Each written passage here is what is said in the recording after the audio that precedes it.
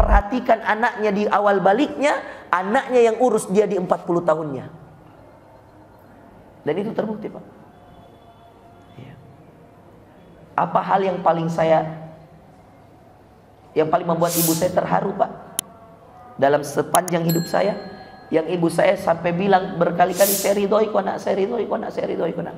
Saya tutup dengan kisah ini ya. Ketika saya dorong ibu tahun lalu, Pak, haji, berangkat pakai travel saya, uang saya. Di haji mama tidak kuat jalan, saya dorong ke Jamarot 18 kilo. Jamarot itu naik turun di Mina, jalanan saya dorong sambil nangis. Mama saya bilang, saya ridhoi kok nak, saya ridhoi kok nak. Wah, itu nangis kayak itu. Saya bilang, Mak, demi Allah, tidak pernah ada hal yang paling membahagiakan di hati saya, Mak, daripada saya mendengarkan kata-kata kita bilang, saya ridhoi kok nak, saya ridhoi kok nak, saya ridhoi kok nak. Dan saya bilang, Bapak Ibu sekalian, ketika saya dorong itu mama saya bilang, Ma, inilah balasan perjuangan mama. Usia saya waktu itu 35 tahun. Belum 40, saya sudah bisa kasih bahagia mama saya lewat sesuatu yang dia suka. Sebelumnya sudah pernah saya kasih umroh waktu saya masih S2. Alhamdulillah saya punya perusahaan, punya travel, punya ada rezekiku dari ceramah dan seterusnya. Saya tabung untuk hajinya mamaku. Bapak Ibu, sampai mama saya haji, saya belum punya rumah, demi Allah. Saya beli rumah itu, Pak, setelah saya hajikan mamaku. Dan saya tidak kasih mama haji reguler, saya tidak kasih mama haji khusus, saya kasih mama haji furoda. Tahun lalu saya bawa haji furoda. Anda bayangkan, tahun lalu saya bawa haji furoda saya cuma 8 karena masih baru travel saya. Sekarang 22, Pak. Berkahnya itu kasih haji mama. Coba kalian. Anda tahu itu haji furoda berapa? 375 juta. Paling murah itu 300 juta. Coba bayangkan. Kebayang nggak nanti kalau anak atau sudah usia seperti saya 35 tahun, dia bayarkan ki haji tak, dia bawa ki haji, dia dorong ki di Mina, dia bimbing ki di Armusna. Iya. Iya. Bahkan ketika lempar jumroh, saya ajar mama doa. Itu Masya Allah, Bapak Ibu sekalian. Iya. Padahal mama saya itu doktor, dosen yayasan di Unismu, 30 tahun menjadi dosen. Subhanallah. Itu kebahagiaan, Bapak Ibu sekalian. Maka tidak bisa kita tawar menawar. Urusan ini urusan penting, Pak. Masa balik, masa puberitas, tidak bisa kita remehkan. Ini masa penentuan. Maka tadi ada rumus dalam Quran 2 saja. Masa baliknya, masa pubernya dengan 40 tahunnya. Istilahnya, siapa yang perbaiki baik-baik, effort, berjuang keras urus anaknya. Saya kasih tahu, Pak, waktu saya ke Gontor, saya adik saya bertiga, itu mama sampai cuti dari Unismu, berhenti mengajar karena pernah adik saya sakit 1 bulan mama di sana. 1 semester mama cuti, tidak ada gajinya, pinjam uang kanan kiri, demi Allah. Itu luar biasa, Pak, cara Allah. Saya bilang, ya Allah, begitu cara Allah. Maka saya kasih tahu Ki.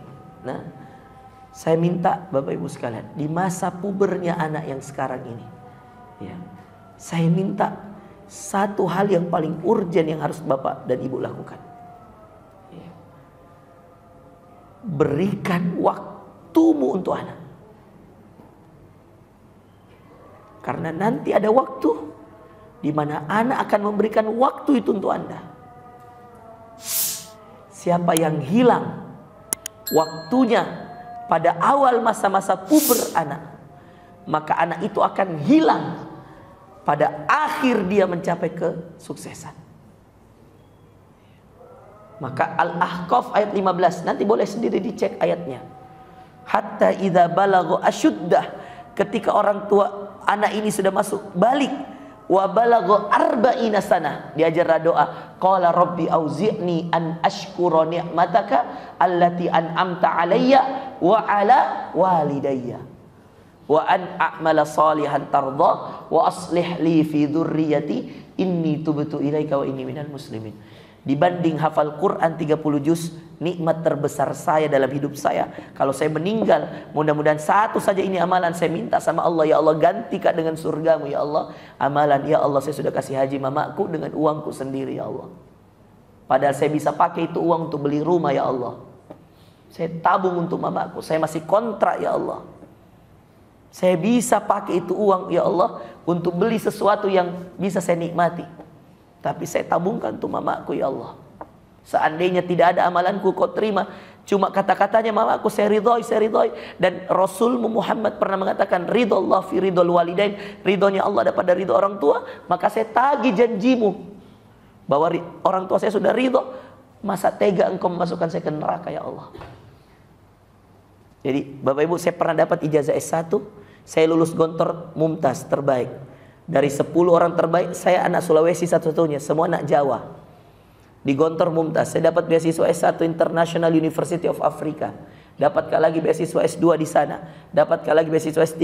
Semua ijazah. Pernahkah dapat ijazah Al-Quran, ijazah hadis, ijazah fikih? Semua ijazah dan berderet sertifikatku, berderet ijazahku. Demi Allah, tidak ada hal selama saya hidup Bapak Ibu sekalian. Wallahi demi Allah. Ini mungkin karena begitu juga mamaku waktu saya masa balik.